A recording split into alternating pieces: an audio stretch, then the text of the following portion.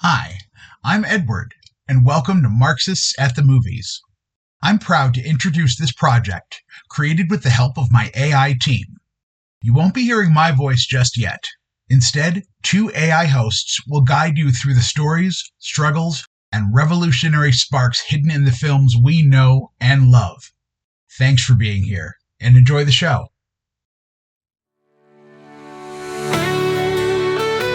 This is the Marxists at the Movies podcast.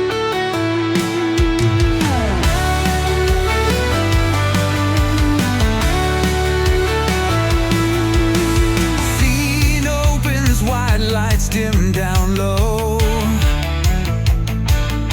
The cinema whispers where truths can grow. From shadows deep and screens ignite, the proletariat comes alive tonight. Tonight, Marxists at the movies, bright and raw, breaking through the reels to rewrite the law. Workers of the world in every frame, changing the credits, rewriting the name. Welcome back to Marxists at the Movies, comrades.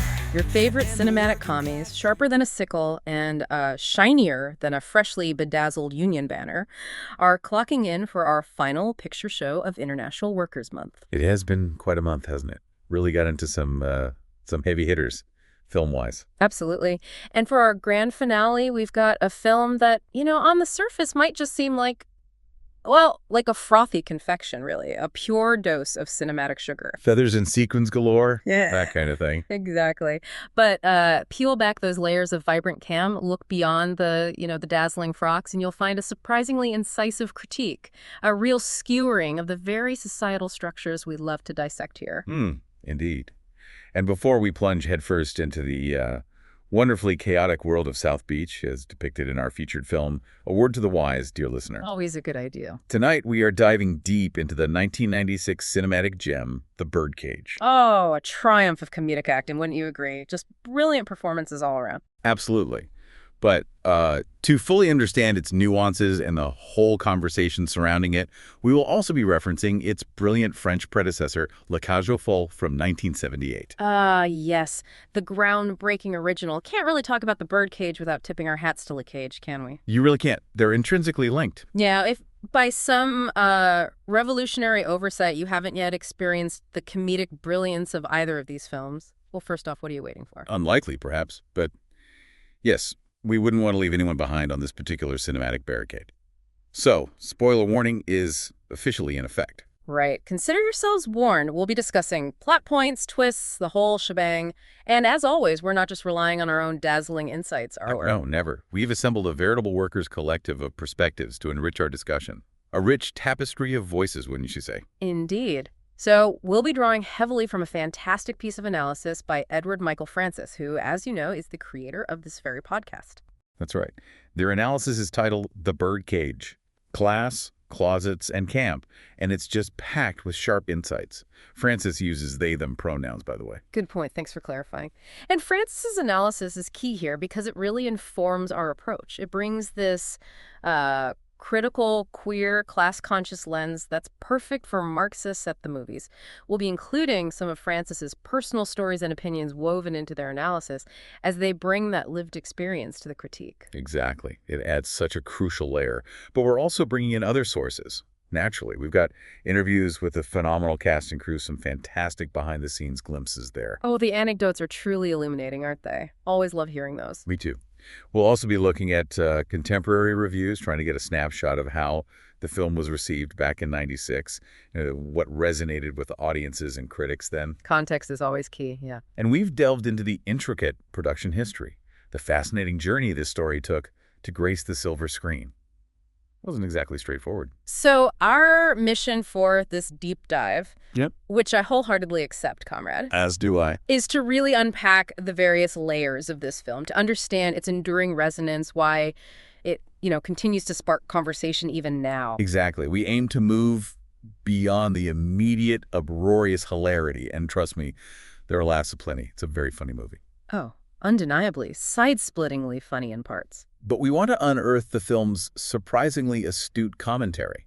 Its observations on, well, class distinctions, for one, and on the very performance of identity in a socially constructed world. Right. The masks we wear, the roles we play. And crucially, the societal pressures that force individuals into metaphorical closets, demanding conformity and suppressing authentic self-expression. Francis really hones in on this. Okay, so the plan is, we'll meticulously examine the plot, we'll celebrate the truly iconic performances that elevate the material. I'm particularly excited to revisit those performances. Nathan Lane, Robin Williams.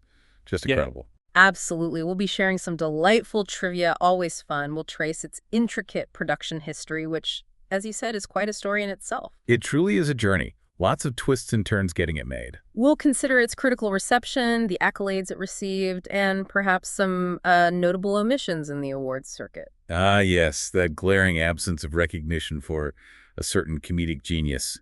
We'll definitely need to address that. Francis certainly has thoughts on that. You bet. And of course, we'll be drawing comparisons with the French cinematic masterpiece that started it all, La Cage aux Folles, exploring their similarities and, importantly, their key differences. Sounds like a solid plan. Yeah. Ready to roll camera. All right, comrade, let's dim the house lights and roll the opening credits on this final deep dive of International Workers' Month.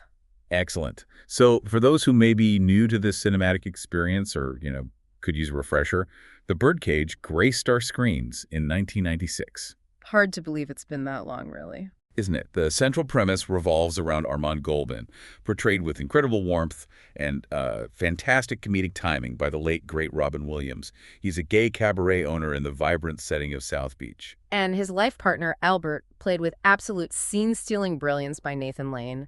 Just phenomenal. Albert is the dazzling star performer, the one and only Starina at Armand's club, which is called, appropriately, The Birdcage. Their lives take a rather dramatic turn, a comedic but also deeply stressful turn, when their son, Val, that's Armand's biological son whom Albert helped raise, announces his engagement. Val's played by Dan Futterman. Right, and he's engaged to Barbara Keeley, portrayed by Callista Flockhart. Now, Barbara's parents are not just any parents. They are Senator Keeley, a staunchly conservative, ultra-moralistic figure played with delightful, sputtering gravitas by Gene Hackman. Deliciously ironic casting, isn't it? Especially considering the senator's public image and the unfolding scandal surrounding his closest colleague. Precisely. A scandal involving the untimely death of said colleague, his co-founder of the Coalition for Moral Order, in bed with an underage and, importantly, black prostitute. This backdrop of political hypocrisy just adds another layer of delicious, biting tension. Absolutely. And then there's the senator's wife, Louise Keeley, played with a wonderful blend of sort of traditional values, but also this subtle observation by Diane Weist. She's the quietly observant one, isn't she? You get the sense she sees more than she lets on, or maybe more than her husband wants her to see. Exactly. Now, this engagement sets the stage for the film's central conflict. Val is, well, understandably quite apprehensive about introducing his very unstraight family, his gay father and his partner, who's a drag queen, to the decidedly straight-laced heels. Understatement of the year, perhaps. Right. And so he makes a request of Armand and Albert, a request that honestly strikes right at the very heart of their identities. And, as Edward Michael Francis so astutely points out in their analysis, The Birdcage, class, closets, and camp, which we really recommend you check out if you can. This request is deeply unsettling. The film doesn't shy away from depicting its profound emotional impact, particularly on Albert. What is the request, exactly? Well, Val asks them to essentially tone down their entire existence, to redecorate their vibrant, art-filled apartment, to appear more, conventionally normal, more straight. And most devastatingly for Albert, he asks for Albert to essentially disappear during the Keeleys' visit, just not be there. Wow, just erase him. It's a request dripping with internalized homophobia, isn't it? Masked as this sort of, oh, let's just make things easier kind of plea. Precisely. Armand, driven by this, fatherly desire to protect his son and ensure his happiness, or what Val thinks will make him happy, he reluctantly agrees to this charade, this elaborate performance of heteronormativity. He caves under the pressure, albeit with visible discomfort and reluctance. You see the pain it causes him too. But Albert, quite rightly, is deeply wounded.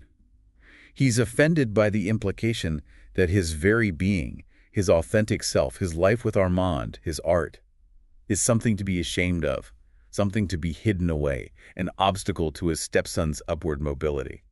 Francis really highlights the raw emotional pain this inflicts on Albert, doesn't he? That sense of being deemed inadequate, a threat to Val's aspirations. Absolutely. The idea that his identity is shameful, it's a devastating moment. And it really highlights the compromises, the painful contortions often demanded for societal acceptance, especially from marginalized groups. It truly is. And this sets in motion the film's primary comedic engine, right? The farcical situations arising from the attempts to maintain this false facade, the frantic hiding, the elaborate lies, Agador tripping over everything. The sheer absurdity of it all is undeniably funny. The physical comedy, the misunderstandings. Yeah. It's brilliantly executed farce. But beneath the laughter, as Francis eloquently argues, lies this more serious exploration of identity, acceptance, and the often painful compromises individuals are forced to make in pursuit of societal approval. The humor almost amplifies the underlying critique, Exactly. What's so compelling about The Birdcage, and Francis really brings this out, is precisely how this seemingly simple comedic premise allows the film to delve into such complex and enduringly relevant social issues. It's like a Trojan horse of social commentary, wrapped in feather boas and flamboyant dance numbers. I love that description. A Trojan horse in sequins. And Francis's analysis, Class, Closets, and Camp, unpacks these complexities with remarkable clarity and, importantly, personal insight. Because Francis brings their own queer perspective to the film, their personal connection to the themes of identity and societal pressure infuses their analysis with a particular resonance. It's not just academic. Exactly. As the creator of our podcast, Francis brings this unique lens, blending that sharp analytical rigor with a personal understanding of the issues at play. Their analysis is informed not just by, film theory or sociology, but also by their own lived experiences, which adds this layer of authenticity and depth to their critique that you don't always find. Yeah, their intimate familiarity with the film and its cultural context allows for a really nuanced exploration of its themes. They move beyond simple interpretations to uncover the deeper social and political commentary embedded within the comedic narrative.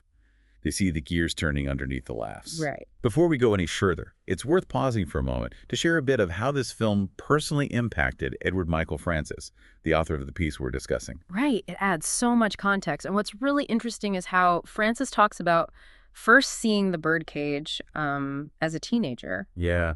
What was that like for them? Well, they mentioned in the article, that a lot of the film's subtleties, the deeper meanings, they just kind of flew over their head back then. That totally tracks, doesn't it? Yeah. I mean, when you're young, you don't always have the life experience to really get everything. Exactly. And Francis points out that revisiting it now, with more years behind them, more understanding of queer experiences specifically, it's brought this much richer appreciation. So it's like the film grew with them, or their understanding grew into the film. Kind of both, I think. It really highlights how our relationship with art changes as we change. That early connection is part of why their analysis carries so much weight. Yeah. It's not just academic, it's lived. So let's delve into one of the key arguments Francis makes, the concept of camp as resistance. Yes. This is a particularly insightful aspect of their analysis, I think. Francis argues that Albert's drag persona, Starina, is far more than mere comic relief. It's more than just flamboyant costumes and exaggerated mannerisms played for laughs. Oh, it's definitely not just about the wigs and the witty one-liners, although those are fabulous. Precisely. Francis posits that it is, in fact, labor. It's the very foundation of Armand and Albert's livelihood. It's the artistry that sustains them, that pays the bills for their vibrant life together. Starina is not just a performance, it's a profession. It's how they make their living. That's such an important point. The economic reality of their artistic expression, it's their means of survival in a capitalist society structured around certain kinds of acceptable labor. Exactly. But extending beyond mere economic necessity, Francis argues that Starina functions as this potent, albeit often joyfully exuberant, confrontation of societal norms. It's an overt challenge to the prevailing expectations of how one should present, how one should behave, especially regarding gender. How so, specifically? Well, consider Val's desire for upward mobility, right? He sees Albert's drag, the very essence of Starina, as something shameful, something to be hidden away, an embarrassment that could jeopardize his social aspirations with Achilles. He wants his family to conform to this very narrow definition of respectability. He views it as a liability, plain and simple, something that doesn't fit the image he wants to project. But in stark contrast, Francis argues that Starina, and Albert's identity intertwined with it, is the most authentic, the most consistently present aspect of their world. It's a vibrant and unapologetic expression of self in a society that constantly demands conformity, that pressures individuals to suppress their true identities in favor of some kind of palatable normalcy. So for Albert, Starina isn't a mask to hide behind. No. Francis argues it's actually a fuller, more truthful embodiment of who he is, at least in that public performative space, which is also his workplace. It's integrated into his being. That's a crucial distinction Francis makes. So when Albert, in that glorious moment of defiance, fueled by both, the necessity of the plot and a healthy dose of theatrical flair, makes that unforgettable entrance at the climactic dinner party. Oh, it's legendary. In full drag, pretending to be Val's mother. An absolutely iconic scene, brilliantly executed by Lane. The timing, the expressions. Perfect. It is iconic. And while it undeniably delivers huge laughs, Francis emphasizes that it's not solely played for comedic effect. It's a direct and unapologetic challenge to the very norms and expectations that demanded Albert's invisibility in the first place. His flamboyant presence just shatters the carefully constructed facade of normalcy Val and Armand have tried to erect for the Keels. So in this context, camp becomes a form of resistance. It's a refusal to be pushed into the shadows, a vibrant declaration of self in the face of societal pressure to conform. Francis sees Albert's performance there as this powerful act of defiance, a reclaiming of space and identity. Precisely. And it prompts a crucial question, doesn't it? How often do we actually see drag portrayed with that kind of nuanced understanding in mainstream media, where it's not just, a source of comedic amusement, but also a subtle yet powerful form of social commentary? It's rare, isn't it? Francis's analysis encourages us to look beyond the surface-level entertainment and consider the subversive potential of such performances. A kind of quiet, or maybe not so quiet, protest against the status quo, often delivered with a healthy dose of glitter and humor. Yeah. Francis makes a compelling case for recognizing the political dimension inherent in such seemingly lighthearted expressions of identity. It forces you to confront whose stories are deemed worthy of being told, whose identities are considered acceptable, and whose are relegated to the margins, deemed too other or too much to be seen or heard. Absolutely. Francis really challenges us to consider the power dynamics at play in media representation, even within a beloved comedy like this. Okay, so moving from camp as resistance, Francis also offers a brilliant analysis of the subtle yet pervasive class warfare that unfolds within the film's narrative. Ah, yes. The stark contrast between the Goldmans and the Keels. It's right there, front and center. It really is. The juxtaposition is striking, isn't it? You have the upper-class, politically connected Keels with their meticulously cultivated image of traditional family values, their firmly established social standing.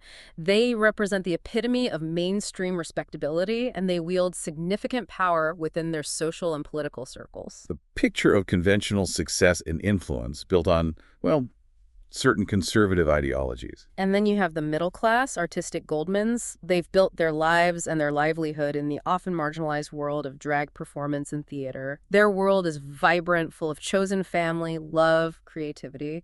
But it exists outside the boundaries of mainstream societal acceptance. It lacks the inherent privilege afforded to the Keels. It's a tale of two worlds colliding, forced together by this impending marriage. And through Francis's insightful lens, the marriage between Val and Barbara takes on a new dimension.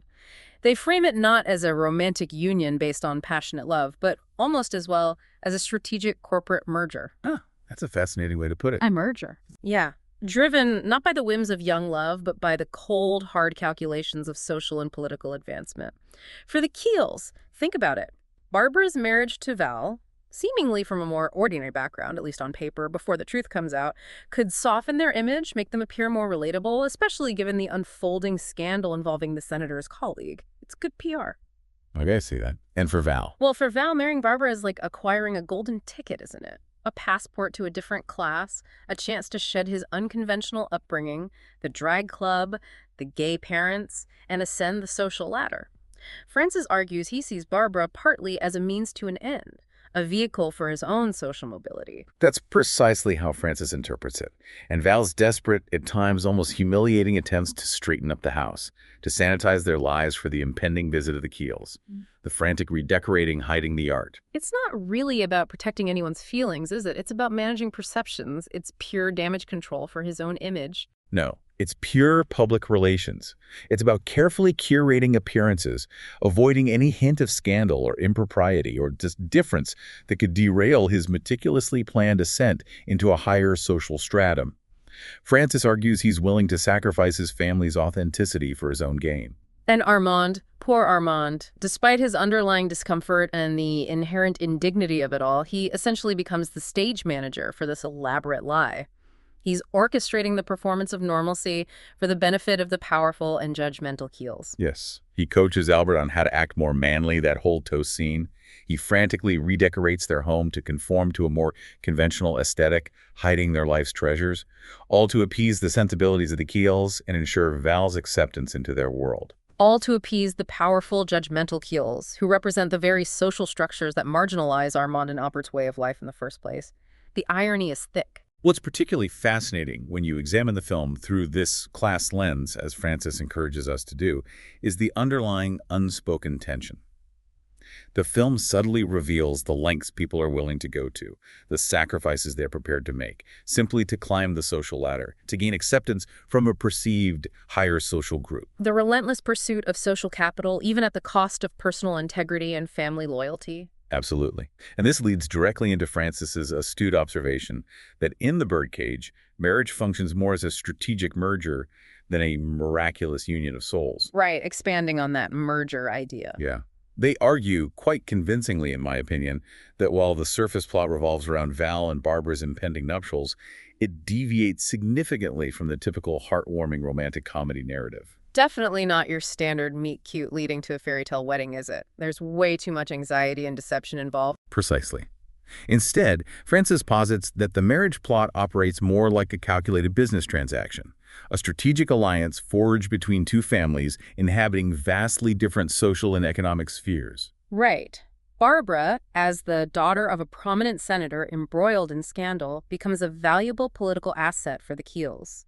Marrying someone seemingly normal helps rehabilitate their public image and solidify their power base. She's part of the damage control strategy. Exactly. Her seemingly conventional background offers a veneer of normalcy that can help counteract the negative publicity surrounding her father. And for Val, as we've discussed, Barbara represents a shot at social respectability, a chance to distance himself from his unconventional family, at least when the Keels are around. He seeks validation by essentially erasing a significant part of his identity or asking his parents to erase theirs. And if you consider this within a broader historical context, Francis points out how marriage has often served as a mechanism for transferring property, consolidating inheritance, and forging alliances between different social classes. It's not always about love, historically speaking. That's a really important historical perspective to bring in. And what makes this dynamic in The Birdcage so telling, so profoundly resonant, Francis argues, is the stark contrast with the enduring relationship between Armand and Albert. Ah, yes. Their relationship. They have shared 2 decades together.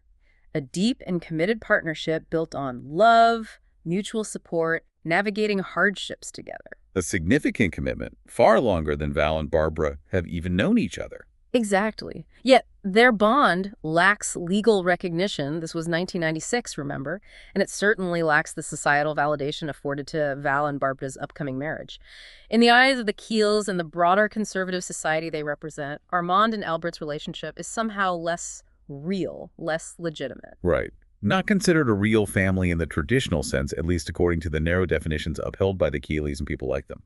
And yet, as Francis rightly emphasizes, the relationship between Armand and Albert is undeniably the only one in the entire film that is genuinely built on truth, on mutual sacrifice, and on a significant amount of often unseen emotional labor.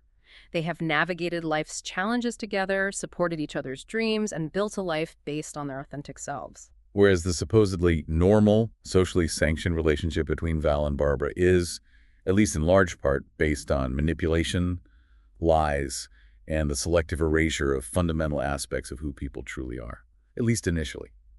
It's a biting commentary, as Francis highlights, on the superficiality and often hollow foundations of some socially accepted unions, particularly when compared to relationships built on genuine affection and mutual respect, regardless of societal approval or legal standing.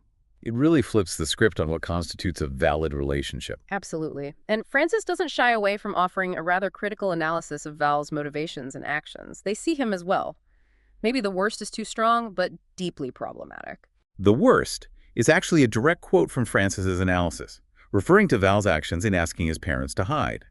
They see his request as a profound betrayal disguised as ambition. Okay, so Frances literally calls him the worst in that context. Wow. They argue he's asking his parents to go back in the closet for his own benefit. Yeah. Frances makes this really sharp point about his underlying intentions.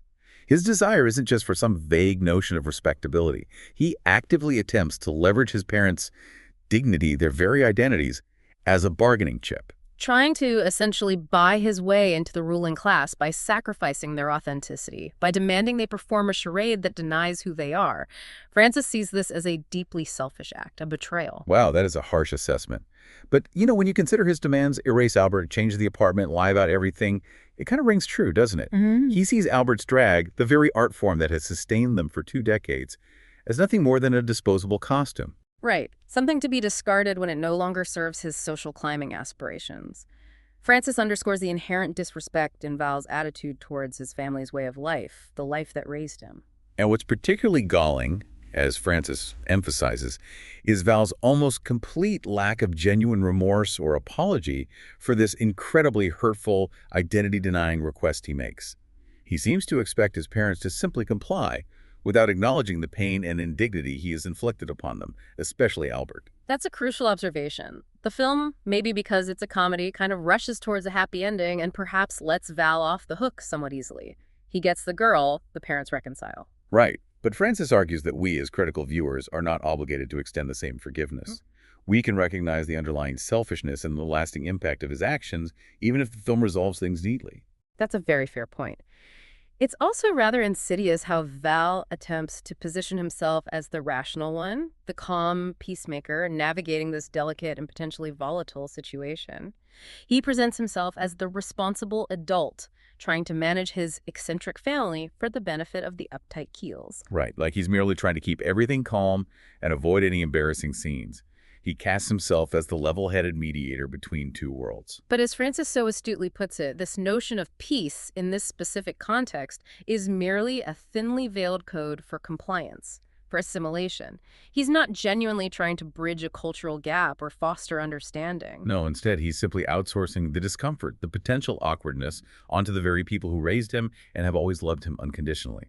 Frances argues he's asking them to bear the burden of his social anxieties. That's a powerful way to frame it, outsourcing the discomfort. Frances does acknowledge Dan Futterman's performance, conceding that he imbues Val with a certain charm and vulnerability that almost makes his actions seem somewhat understandable, perhaps relatable to anyone who's felt ashamed of their family, even if not entirely forgivable. Almost being the operative word there. The charm makes the betrayal almost palatable, which is maybe even more insidious. Precisely. But ultimately, as Frances argues, when you critically examine Val's motivations, the impact of his requests, his actions remain deeply problematic and reveal a significant lack of empathy and self-awareness, certainly at the start of the story. Yeah, they definitely do. And we shouldn't overlook the character of Barbara Keeley either, portrayed by Callista Flockhart. Often feels like she gets lost in the shuffle with all the big personalities. Indeed. Frances suggests that Barbara is perhaps the most underwritten of the main characters, often functioning primarily as a plot device. She's the reason for the meeting, the catalyst for the central conflict. Kind of the somewhat passive object of Val's affection and the representative of the world he so desperately wants to enter, the normal girl. However, Frances notes that Flockhart's performance brings this subtle yet significant nervous energy, a quiet knowing to the role. There are moments where she seems more aware of the absurdity, more complicit in the deception than her dialogue might explicitly suggest. You think she knows more than she lets on? Frances hints at that, yeah. It suggests she's not entirely naive about the charade unfolding before her. She's not a bigot, perhaps, not overtly hostile like her father can be. But she's certainly complicit in building the metaphorical closet, right? By going along with Val's plan. Frances suggests exactly that she has been trained, perhaps implicitly by her upbringing in that conservative, image-conscious family, to believe that assimilation, presenting a conventional image, is a form of love, or at least a necessary component of acceptance within her family's social circles. Her silence and her participation in the charade speak volumes about the pressures of conformity within her own world. That's an interesting nuance that Frances brings out. It adds another layer to her character beyond just the fiancé. Absolutely. Frances makes a compelling argument that Fluckhart's nuanced portrayal is often somewhat overshadowed by the larger, more overtly comedic performances of Lane, Williams, and Hackman. Their analysis suggests that her subtle acting choices deserve more critical recognition for the layers of understanding and complicity she brings. I can certainly see that perspective. It makes me want to rewatch and focus on her reactions more. Now, Frances also shines a well-deserved spotlight on the character of Catherine Archer. Ah, yes, Val's biological mother. Played with such effortless poise and elegance by Christine Baranski. Oh, she is absolutely fantastic in that role. Her presence, though relatively brief, is incredibly impactful. She just breezes in with this sophisticated nonchalance that perfectly contrasts with the heightened anxieties of everyone else in that apartment. Total chaos erupts, and she's just cool as a cucumber. Yep. And even though she doesn't have a vast amount of screen time, her interactions have a significant impact, particularly her seemingly innocuous conversation with Armand about their past. Right. Their one-night stand that resulted in Val, it's delivered with such casualness, such a lack of dramatic weight on her part. It's almost played for a quick comedic beat, was I. Oh. But Frances points out that this seemingly harmless, even slightly amusing exchange is actually, in a strange way, the most genuinely adult and refreshingly straightforward interaction in the entire movie up to that point. How so? Well, in a film absolutely saturated with facades, lies, and performative acts, it's a moment of unvarnished truth between two people with a shared history. They just talk about it. No big drama, just facts. Huh. In a film brimming with carefully constructed performances and elaborate deceptions, that brief encounter stands out for its lack of pretense between them. Interesting point. But, and this is crucial as Frances rightly observes, this seemingly harmless, even funny chat lands like a significant emotional blow for Albert. Okay, yeah. Why specifically? Because Catherine represents a version of Armand that is effortlessly acceptable to the outside world. She embodies a kind of straight passing privilege, navigating social situations with an ease that is simply unavailable to Albert. She is the embodiment of conventional heterosexual respectability. Ah, I see. She represents a path not taken, perhaps. Or at least a presentation of self that wouldn't invite the kind of societal scrutiny or judgment that Albert constantly faces, especially as Starina. Exactly. Albert witnesses firsthand how easily Armand can slip back into conversation about that life, that performance of heteronormality, even if it's just reminiscing. It highlights the privilege afforded to those who can or could blend seamlessly into mainstream society. It underscores the constant burden Albert carries, doesn't it? The awareness that his authentic self, his life with Armand, is often deemed too much or inappropriate by mainstream standards. Exactly. So Frances argues it's not merely jealousy that Albert feels in that moment when Catherine is there. It's a deeper, more profound fear. A fear of being rendered obsolete, of being perceived as too much, too loud, too overtly queer in a society that often prefers a more sanitized and palatable version of LGBTQ plus identity, or none at all. Right. And Catherine, like perhaps many well-meaning straight characters in these situations, moves through the narrative seemingly oblivious to the constant sacrifices, the self-censorship that others around her, namely Albert and Armand, have to perform for her comfort and societal acceptance. Her obliviousness, while perhaps unintentional, highlights the inherent power imbalances at play. It's a really poignant moment that speaks volumes about the often unacknowledged emotional labor involved in navigating a heteronormative world when you don't fit neatly into those categories. Frances nails that analysis. Okay, so shifting gears slightly, let's touch upon the film's critical reception and its performance during the awards season, because that's part of the story too. Right. So The Birdcage did get some recognition. It garnered an Academy Award nomination for Best Art Direction Set Decoration, which it absolutely deserved. The look of the film is incredible. Totally agree. Vibrant and specific. And Nathan Lane won a Screen Actors Guild Award for outstanding performance by a male actor in a supporting role, and he also received a Golden Globe nomination. Both incredibly well-deserved accolades for Lane. His performance is just legendary. Absolutely. However, one notable absence in the major awards circuit, particularly the Oscars, one that Frances likely views as a significant oversight reflecting certain biases within mainstream recognition. You're talking about Robin Williams. Exactly. The lack of an Academy Award nomination for Robin Williams as Best Actor. It's a real shame, isn't it? And Frances probably sees this as symptomatic of the Academy's historical reluctance to fully recognize comedic performances, especially those that challenge societal norms or come from actors primarily known for comedy. I think that's a fair assessment of Frances's likely view, yeah. Williams delivered such a nuanced and deeply human performance as Armand. He perfectly balanced the comedic demands of the farce with genuine emotional depth, the worry, the love, the frustration. It underscores a persistent tendency, doesn't it? To undervalue comedic acting, especially when it comes from established comedians. Williams's portrayal of Armand was far from a simple caricature. It was layered, heartfelt, the anchor of the film in many ways. Definitely the anchor. So Francis concludes this part of their analysis by stating something like, okay, the birdcage might not single-handedly dismantle the deeply entrenched systems of oppression and social hierarchy. It's a Hollywood comedy. A realistic assessment, certainly, needs to be said. But, they continue, it provides a remarkably potent and undeniably hilarious form of mockery. It effectively exposes the inherent hypocrisies within those very systems. And then they use this wonderfully evocative phrase. Which is? They argue that the film dances circles around them in impossibly high heels. Ah, I love that. That perfectly captures the film's blend of comedic brilliance and subversive social commentary, doesn't it? Dancing circles in high heels. Brilliant. A fitting image. Okay, now let's delve a bit into the production history and some of the fascinating trivia surrounding The Birdcage. We've touched on the fact that it's an adaptation of the French film La Cage aux Folles, which itself was based on a successful play by Jean Poiret. Right. The journey from the Parisian stage in 1973 to the French film in 78 and then eventually to the Hollywood screen in 1996 is quite an interesting trajectory. It really is. And as we mentioned earlier, Edward Michael Francis in their analysis brings their own perspective as a queer individual to this discussion, enriching our understanding of the film's themes and their lasting relevance. Their personal insights undoubtedly inform their interpretation of the characters and their struggles, adding that crucial layer we talked about. Yeah, that lived experience perspective is invaluable here. Okay, so let's pivot to a comparison with the original French film, La Cage aux Folles, which is a classic in its own right. Absolutely.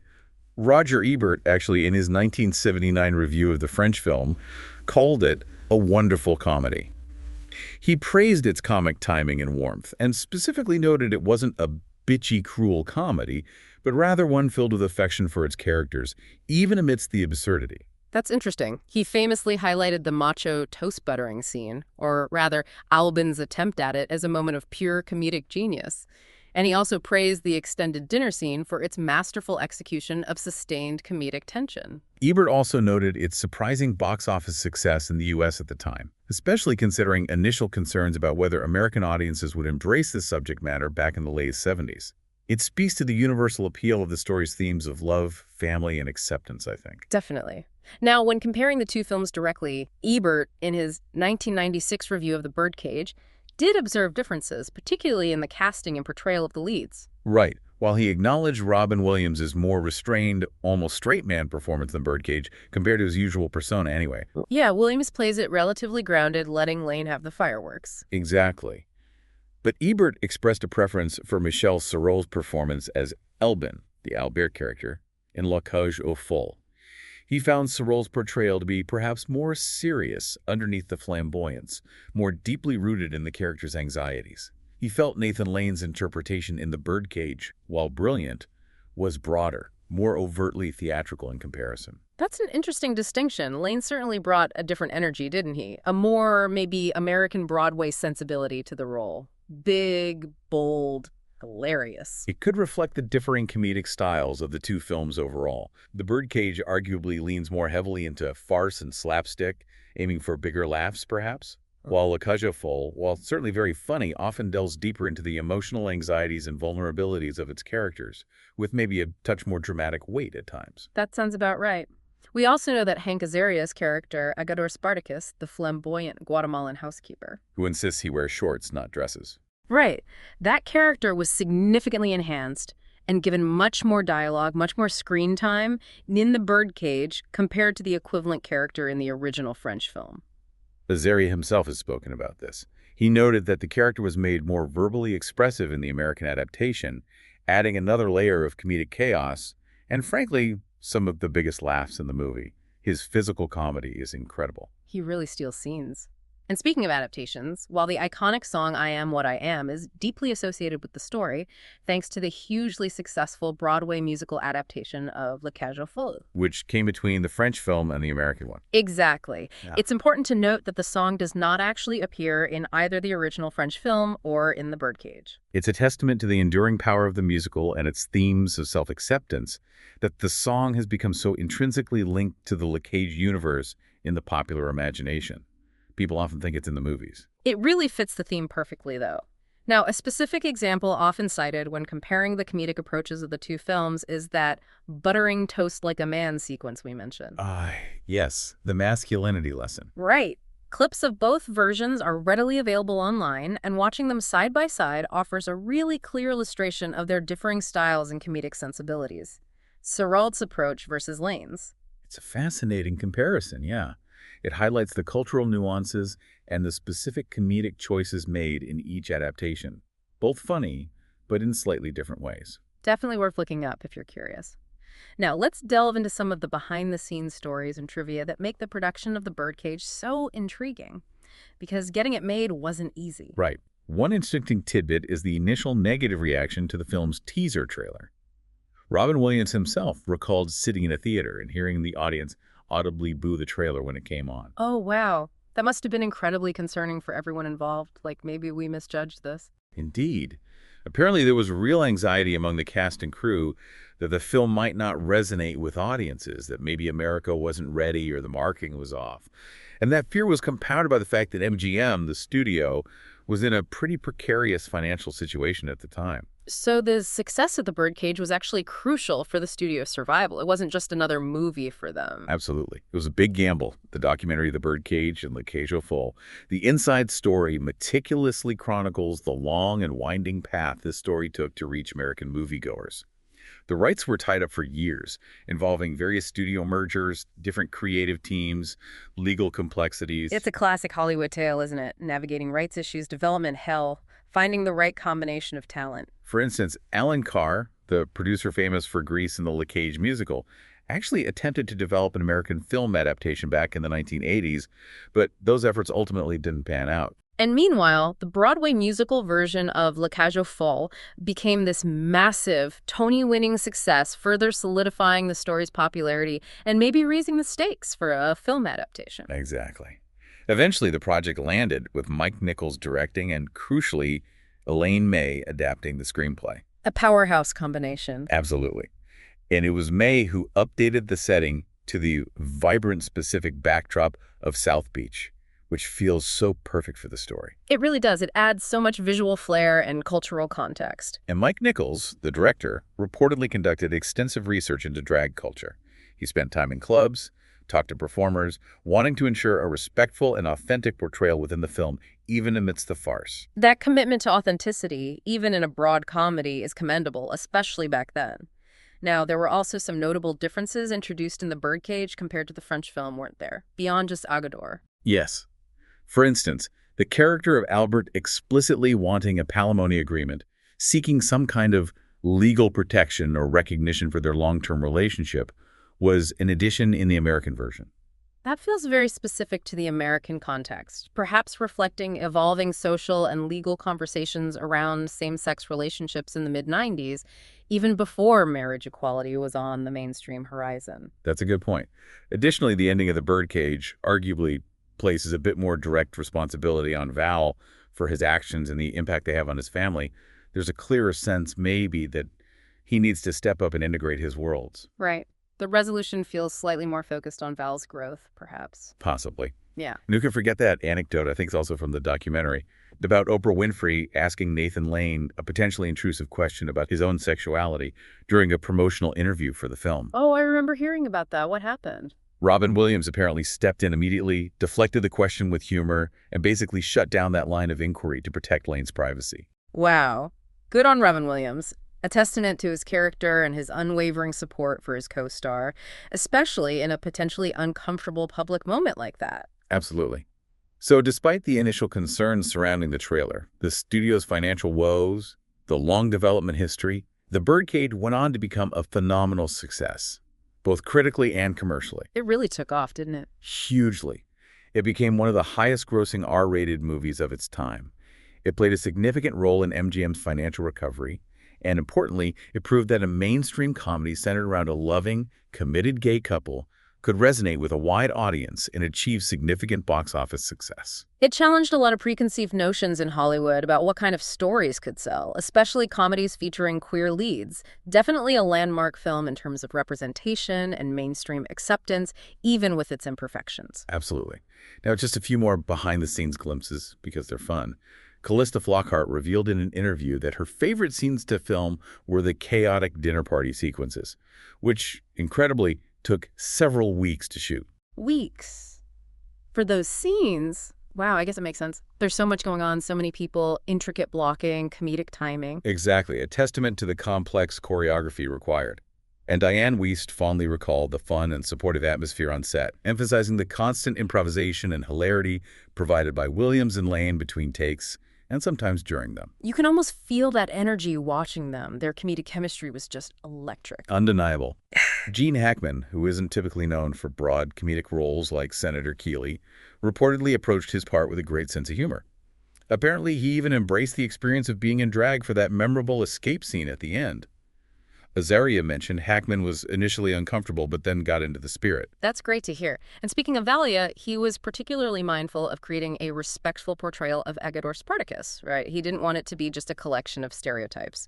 Yeah, he's mentioned he worked hard on the accent and physicality, wanting it to be funny but rooted in some kind of reality. He even sought approval from a drag queen friend to ensure the character wasn't offensive or purely stereotypical.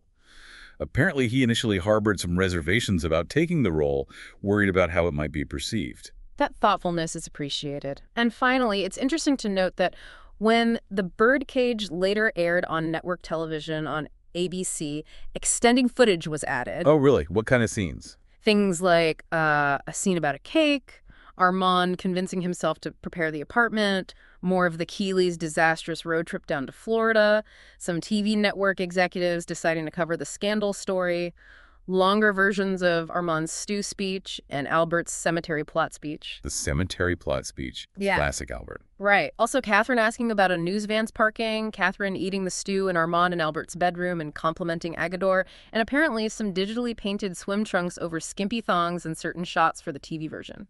Huh. Gotta love network TV edits.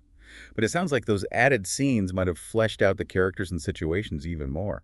Interesting. Yeah, adds even more layers to this already rich and entertaining film. Okay, so as we bring this deep dive to a close, reflecting on everything we've discussed, it's abundantly clear that The Birdcage is so much more than just a collection of flamboyant costumes, witty banter, and uproarious laughs. Though it certainly delivers on all those fronts with remarkable skill, it is incredibly funny. It truly is.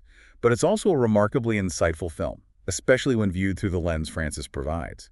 It continues to explore complex and still incredibly relevant themes. Class distinctions, the performance of identity, the pressures of assimilation, the meaning of family, societal hypocrisy. All wrapped up in an irresistibly entertaining package featuring unforgettable performances from a truly stellar cast. Lane, Williams, Hackman, Weist, Azaria, Baranski, Flockhart, Futterman. Just a killer ensemble. Their collective talent elevates the material, creating something that is both hilariously funny and surprisingly thought-provoking, even all these years later. They create a cinematic experience that is not only memorable and enduring, but also continues to spark vital conversations about representation, acceptance, and the ongoing negotiation of identity in our society nearly 3 decades after its release. We wholeheartedly encourage you, our dear listener, if you haven't had the pleasure or if it's been a while, to seek out and watch both The Birdcage and the original French masterpiece, La Cage aux Folles. Seeing them in dialogue with each other is really rewarding. Definitely. Take some time to reflect on how The Birdcage updated the story for its specific time and place, South Beach in the mid-90s. Ponder its often subtle, sometimes overt commentary on assimilation and the constant performance of identity that many marginalized people are compelled to undertake just to navigate the world. And ask yourselves those tough questions Francis raises. What does it truly mean when someone is asked to go back in the closet? Who ultimately benefits from that kind of painful self-erasure? And what are the long-term consequences for the individual, for the family, and for society as a whole?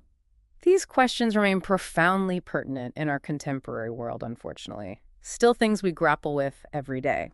They really do.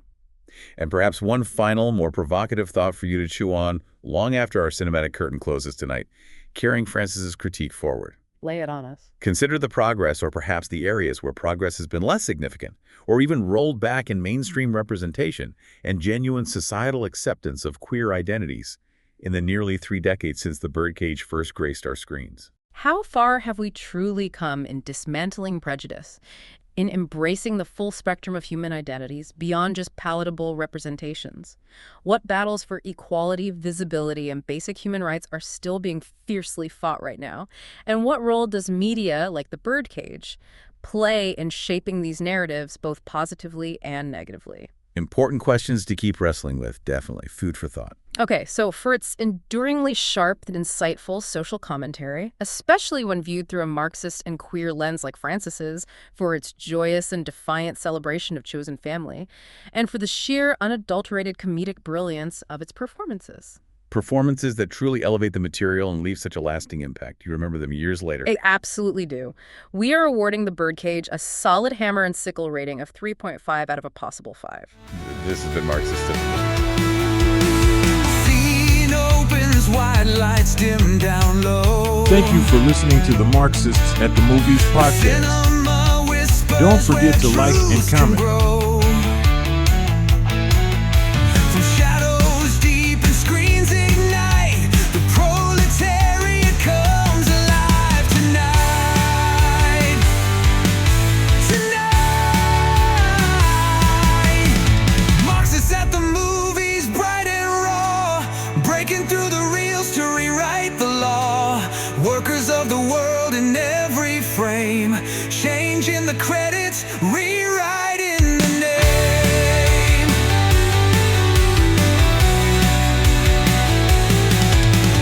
Popcorn power and the working class dream. Each flickers with a revolutionary beam. The heroes rise from the factory floor, challenging the scripts and demanding more.